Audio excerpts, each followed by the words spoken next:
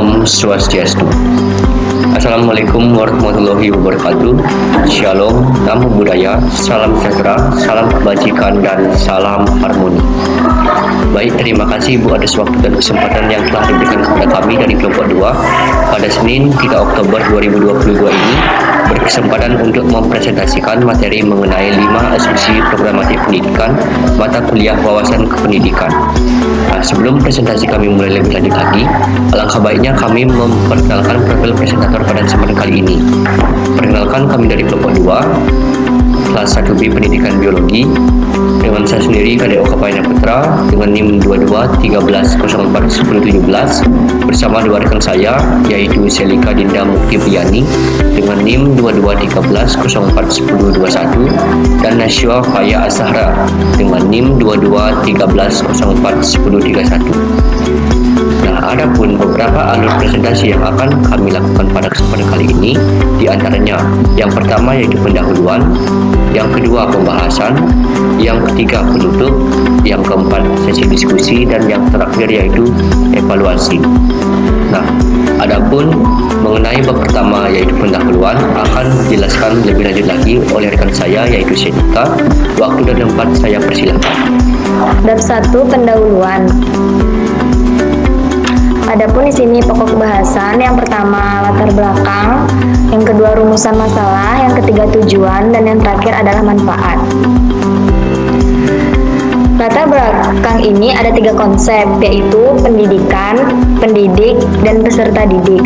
Pendidikan merupakan bagian penting dalam kehidupan manusia yang menjadi wahana dalam mencerdaskan kehidupan bangsa sebagaimana yang tercantum dalam Undang-Undang Republik Indonesia Nomor 20 Tahun 2003. Pendidikan yang berkualitas akan membawa perubahan yang besar dalam pola hidup manusia, mulai dari segi pembentukan watak, karakter, serta peradaban bangsa yang bermartabat.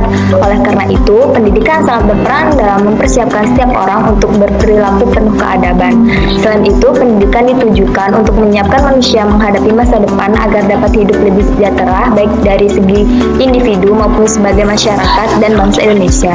Sejalan dengan tujuan tersebut, proses pendidikan dalam kehidupan manusia tidak terlepas dari peran tenaga pendidik dan peserta didik terkait.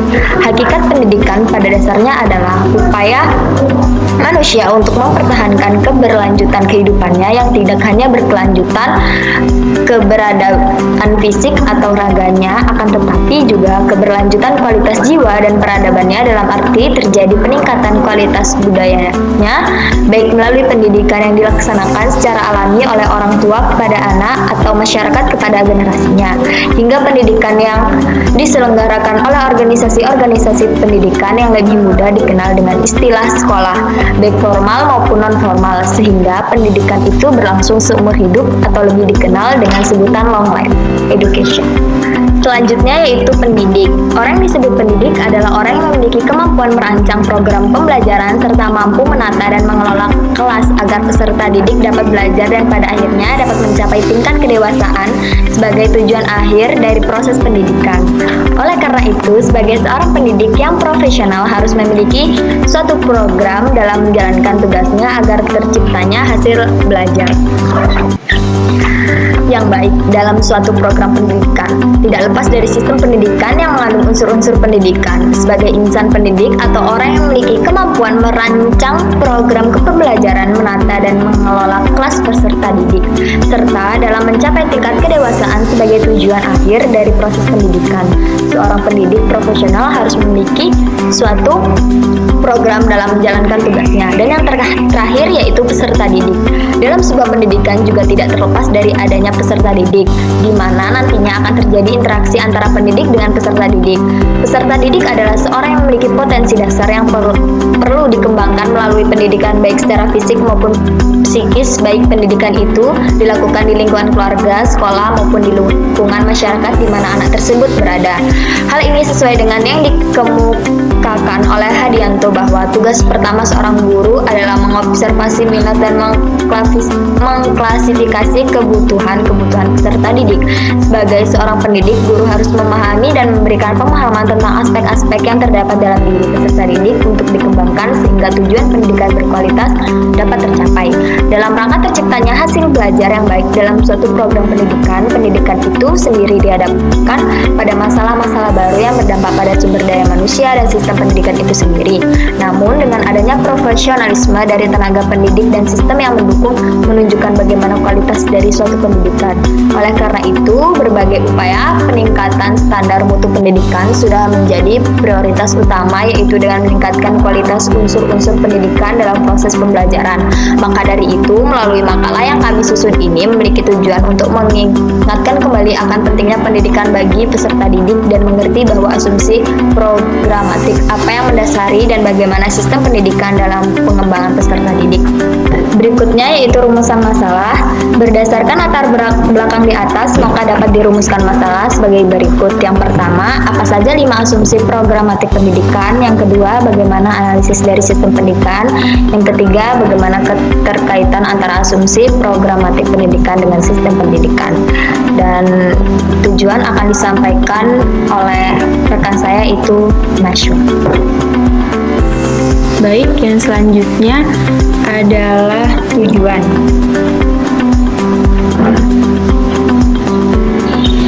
Berdasarkan rumusan masalah di atas, adapun tujuan yang ingin dicapai dari makalah ini sebagai berikut. Tujuan yang pertama, untuk mendeskripsikan pengertian dan 5 asumsi programatik pendidikan. Tujuan yang ketiga, untuk menganalisis keterkaitan asumsi programatik pendidikan dengan sistem pendidikan. Adapun manfaatnya, berdasarkan tujuan di atas, adapun manfaat yang diharapkan dari makalah ini. Bagi penulis, memberikan pengalaman kepada penulis untuk mengumpulkan referensi dan membuat karya tulis.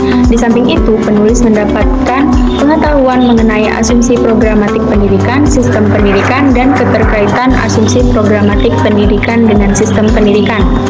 Bagi pembaca, dengan makalah ini, pembaca dapat mengetahui, memahami, dan menguasai terkait materi 5 asumsi programatik pendidikan, sistem pendidikan, dan keterkaitan asumsi programatik tersebut dengan sistem pendidikan, serta sebagai sumber referensi untuk menggali dan melakukan pengkajian tentang sistem pendidikan di Indonesia. Dan yang kedua adalah pembahasan yang akan disampaikan oleh rekan saya, yaitu Oka. Baik, kemudian kita masuk ke bab kedua, yaitu mengenai pembahasan. Nah, ada pun beberapa pokok bahasan pada bab kedua ini meliputi asumsi programatik pendidikan, sistem pendidikan, dan keterkaitan asumsi programatik pendidikan dengan sistem pendidikan. Nah, langsung saja kita masuk ke pokok bahasan yang pertama, yaitu mengenai asumsi programatik pendidikan. Pada dasarnya, asumsi programatik pendidikan merupakan asumsi-asumsi yang dijadikan sebagai pedoman dalam mengembangkan program pendidikan sebagai guru. Dikarenakan peran guru yang sangat strategis, sistem pembinaan profesionalisasi guru dilakukan melalui suatu program yang terencana, sistematis, dan terukur hasilnya. Sehingga secara umum, peranan guru dalam usaha meningkatkan mutu pendidikan dapat dipahami dari hakikat guru yang selama ini dijadikan sebagai asumsi programatik pendidikan guru. Asumsi-asumsi tersebut menyatakan bahwa guru merupakan agen pembaharuan, berperan sebagai fasilitator yang memungkinkan terciptanya kondisi yang baik bagi subjek didik untuk belajar, bertanggung jawab atas terciptanya hasil belajar subjek didik, dan menjunjung tinggi kode etik profesionalnya. Dalam hal ini, programatik pendidikan sebagai pendidikan yang mampu menjawab tantangan masa depan, yaitu proses yang melahirkan individu-individu yang memiliki pengetahuan, keterampilan, dan nilai-nilai yang diperlukan untuk hidup dalam era globalisasi. Dilihat dari esensial pendidikan sebagai proses yang memanusiakan manusia dan asumsi-asumsi yang dijadikan sebagai pedoman dalam mengembangkan program pendidikan guru, maka dibutuhkan asumsi programatik pendidikan dalam menjawab tantangan masa depan bangsa, negara, bahkan dunia. Dalam pokok-pokok pikiran mengenai pendidikan guru, terdapat 5 asumsi programatik pendidikan yang disampaikan menurut Syahan dan kawan-kawan 2009 dikutip dalam Raka Juni 1984. 5 asumsi programatik pendidikan yang disampaikan umumnya merujuk pada programatik pendidikan yang sebagai proses dan sekaligus tujuan.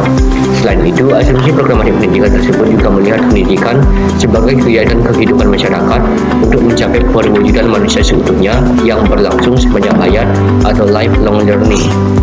Dalam hal ini, pendidikan memiliki arti penting sebagai kegiatan dalam kehidupan masyarakat dilihat dari segi individu maupun masyarakat. Dikarenakan masyarakat dan individu memiliki keterkaitan di mana suatu individu akan menjadi manusia ketika ia mampu melakukan proses belajar atau proses interaksi manusiawi dengan manusia lainnya. Pada hakikatnya, 5 asumsi programatik yang dikemukakan oleh mereka adalah sebagai berikut. Yang pertama yaitu pendidikan merupakan proses interaksi manusia yang ditandai oleh keseimbangan antara kedaulatan subjek didik dan kewibawaan pendidikan. Yang kedua, pendidikan merupakan usaha penyiapan subjek didik menghadapi lingkungan hidup yang mengalami perubahan semakin pesat. Yang ketiga yaitu pendidikan meningkatkan kualitas kehidupan dan masyarakat. Yang keempat, pendidikan berlangsung seumur hidup. Dan yang kelima yaitu pendidikan merupakan kiat dalam menerapkan prinsip-prinsip ilmu pengetahuan dan teknologi bagi pembentukan manusia seutuhnya. Nah, adapun pokok bahasan yang kedua mengenai sistem pendidikan akan dijelaskan lebih lanjut oleh rekan saya yaitu Nasyiwa. Waktu dan tempat saya persilakan. Baik, sekarang kita menuju ke sistem pendidikan, yang mana sistem pendidikan memiliki 4 sub bagian. Sub pertama, pengertian sistem pendidikan. Sub kedua, ciri-ciri suatu sistem. Sub ketiga, unsur-unsur sistem pendidikan. Dan sub yang terakhir adalah komponen pendidikan. Sistem pendidikan. Pengertian sistem pendidikan berasal dari bahasa Yunani yaitu sistema, yang berarti cara dan strategi. Dalam bahasa Inggris, sistem berarti sistem, susunan, jaringan, cara. Sistem juga diartikan sebagai suatu strategi, cara berpikir, atau model berpikir. Untuk mempertegas dan memperjelas pengertian sistem, ada beberapa definisi sistem yang dekat dengan dunia pendidikan, khususnya dengan sistem pendidikan. Di antaranya yang pertama, menurut Armai Arif, sistem adalah perangkat unsur yang secara teratur saling berkaitan, sehingga membentuk suatu totalitas susunan yang teratur dari pandangan, teori, asas, dan sebagainya. Menurut Purwadarminta, sistem diartikan sebagai kumpulan komponen yang berinteraksi satu dengan yang lainnya membentuk satu kesatuan yang dengan tujuan jelas. Yang ketiga, menurut Wina Sanjaya, sistem adalah satu kesatuan komponen yang satu sama lain saling berkaitan dan saling berinteraksi untuk mencapai suatu hasil yang diterapkan secara optimal sesuai dengan tujuan yang telah ditetapkan. Pendidikan adalah mengenai usaha sadar dan terencana untuk mewujudkan suasana belajar dan proses pembelajaran agar pelajar secara aktif mengembangkan potensi dirinya untuk memiliki potensi spiritual, keagamaan, pengendalian diri, kepribadian, kecerdasan, akhlak mulia, serta keterampilan yang diperlukan dirinya, masyarakat, bangsa, dan negara. Maka pendidikan secara sederhana dapat diartikan sebagai usaha manusia untuk membina kepribadiannya sesuai dengan nilai-nilai di dalam masyarakat dan kebudayaannya. Pendidikan sebagai cerminan dari masyarakat senantiasa diharapkan memainkan peran penting untuk mencapai tujuan berbangsa. Pendidikan selalu menjadi tumpuan harapan untuk berlangsung dan bergerak majunya suatu bangsa. Peran penting yang diharapkan dari sistem pendidikan nasional adalah untuk menjaga, merawat, serta melestarikan nilai-nilai luhur bangsa yang terkandung dalam filsafat bangsa dan negara Indonesia, yakni Pancasila. Dengan demikian, dapat disimpulkan bahwa sistem pendidikan dapat diartikan sebagai suatu keseluruhan unsur-unsur atau elemen-elemen pendidikan yang berkaitan dan berhubungan satu sama lain serta saling mempengaruhi dalam satu kesatuan menuju tercapainya tujuan pendidikan. Dengan kata lain, sistem pendidikan merupakan suatu strategi atau cara yang akan dipakai untuk melakukan proses belajar mengajar untuk mencapai tujuan agar para pelajar tersebut dapat secara aktif mengembangkan potensi dalam dirinya yang diperlukan untuk dirinya sendiri dan masyarakat. Setiap sistem pasti mempunyai tujuan dan semua kegiatan dari semua komponen atau bagian-bagiannya adalah diarahkan untuk tercapainya tujuan tersebut. Karena itu, proses pendidikan merupakan sebuah sistem yang disebut sebagai sistem pendidikan. Sekarang kita menuju sub yang kedua yaitu ciri-ciri suatu sistem. Pada dasarnya, sebuah ciri-ciri sistem merupakan bagian-bagian yang tidak dapat dipisahkan dan saling berhubungan satu sama lain. Maka, jika kita dapat memahami dan menerapkan ciri-ciri sistem ke dalam pendidikan dengan baik, akan menghasilkan suatu yang baik pula bagi pendidikan. Menurut Reja Mudi Harjo, suatu sistem pendidikan mempunyai ciri-ciri sebagai berikut. Yang pertama, keseluruhan adalah hal yang utama dan bagian-bagian adalah hal yang kedua. Yang kedua, integrasi adalah kondisi saling berhubungan antara bagian-bagian dalam satu sistem. Yang ketiga, bagian-bagian membentuk sebuah keseluruhan yang tidak dapat dipisahkan. Yang keempat, bagian-bagian memerankan peran dalam kesatuannya untuk mencapai tujuan dari keseluruhan. Yang kelima, sifat bagian dan fungsinya dalam keseluruhan dan tingkah lakunya diantar oleh keseluruhan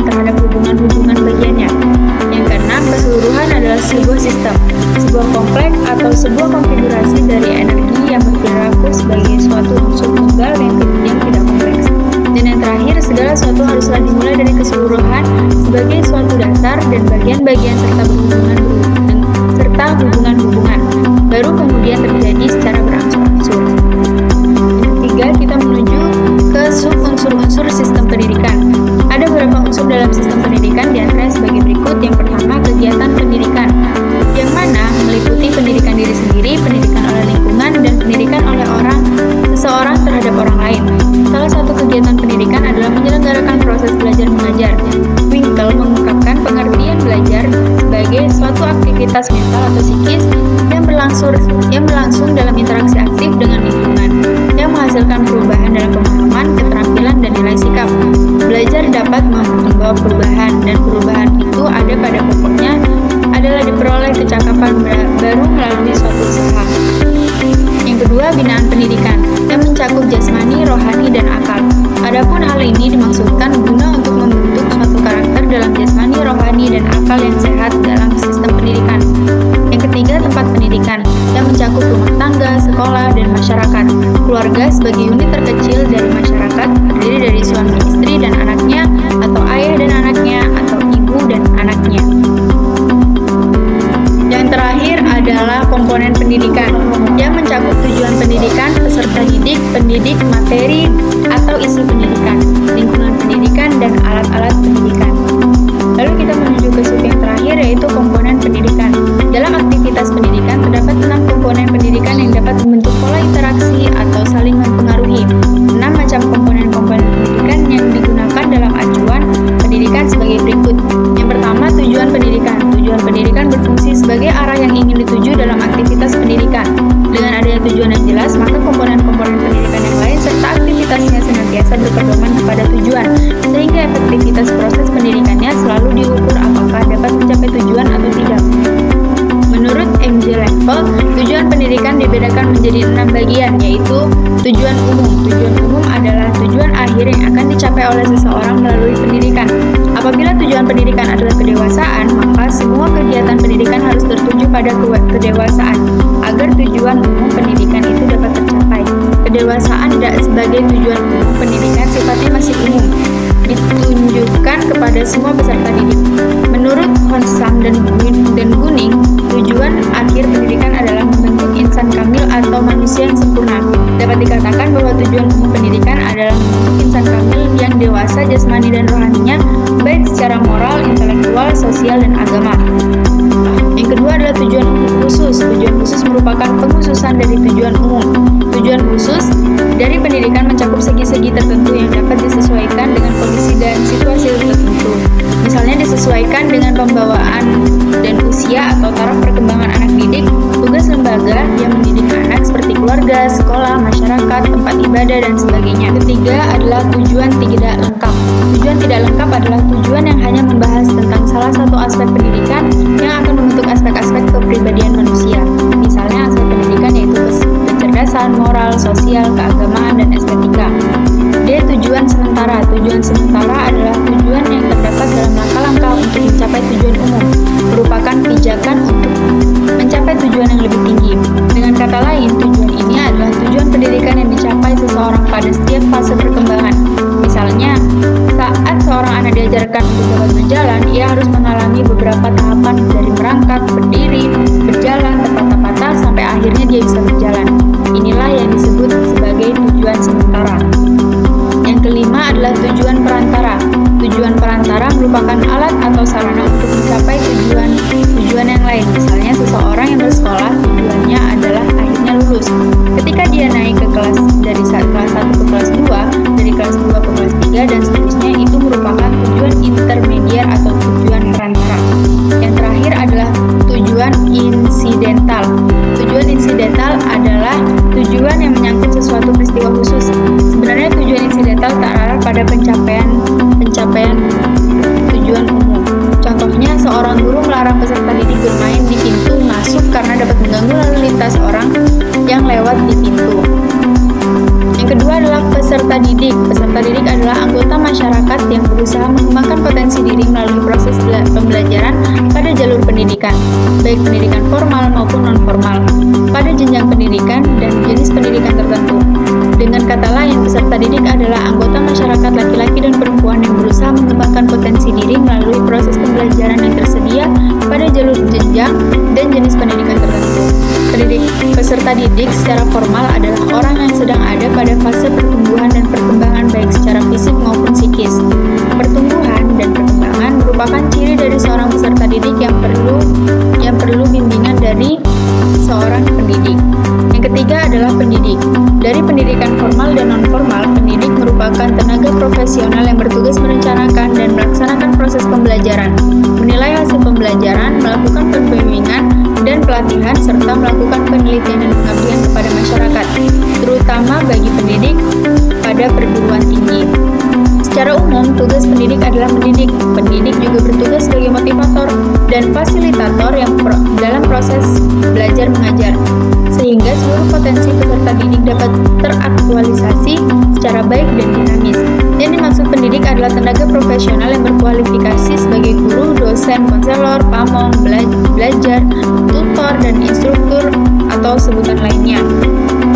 Yang keempat adalah materi atau isi pendidikan atau yang biasa kita sebut sebagai kurikulum.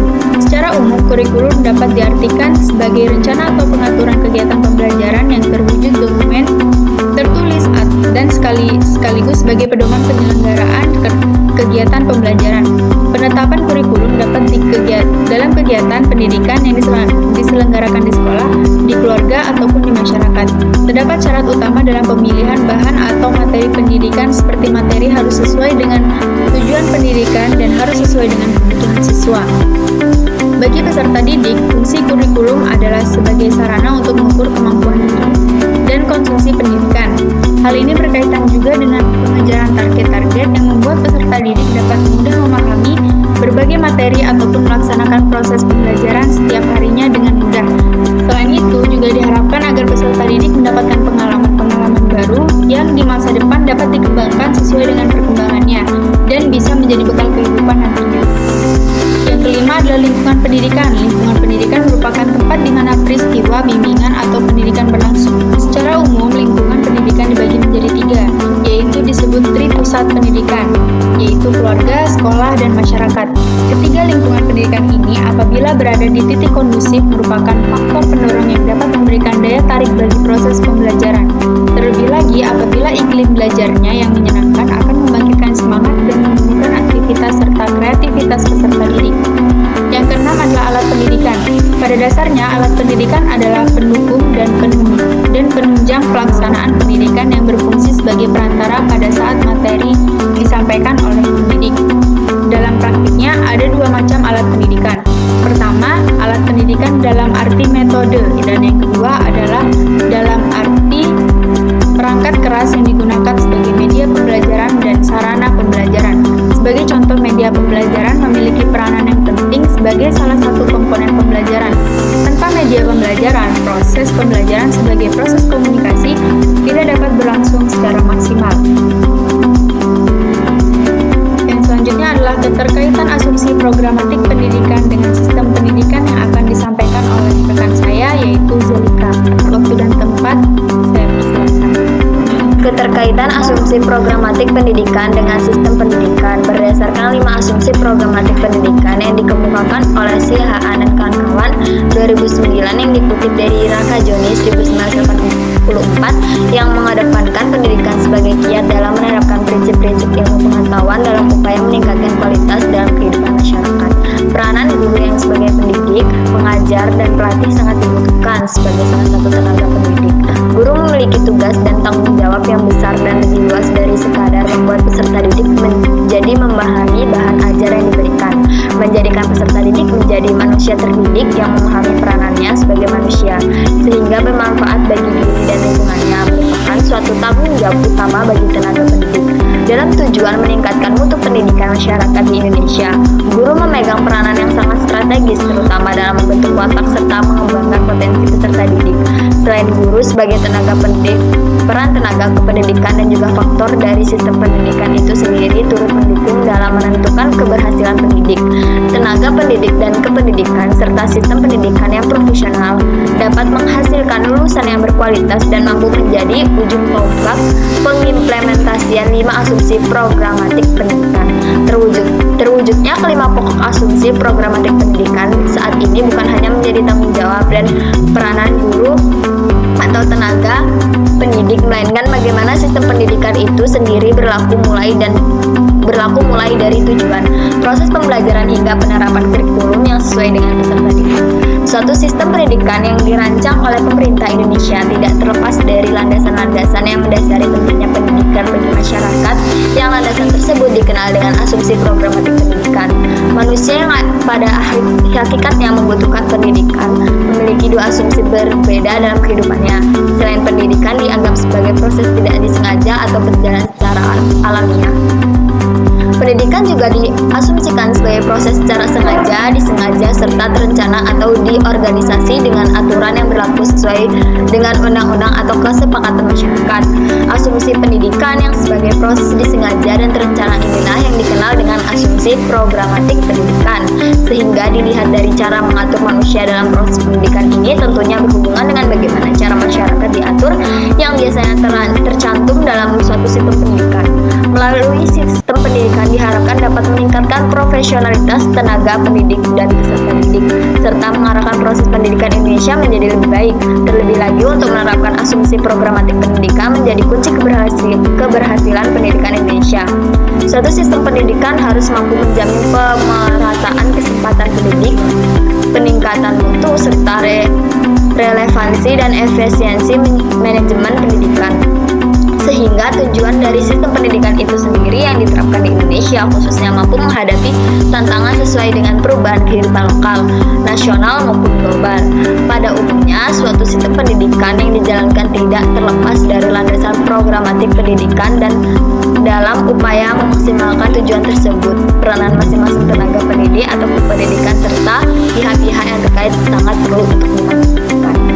Selanjutnya, penutup yang akan disampaikan oleh rekan saya yaitu Baik, langsung saja kita masuk ke bab yang ketiga, yaitu mengenai penutup.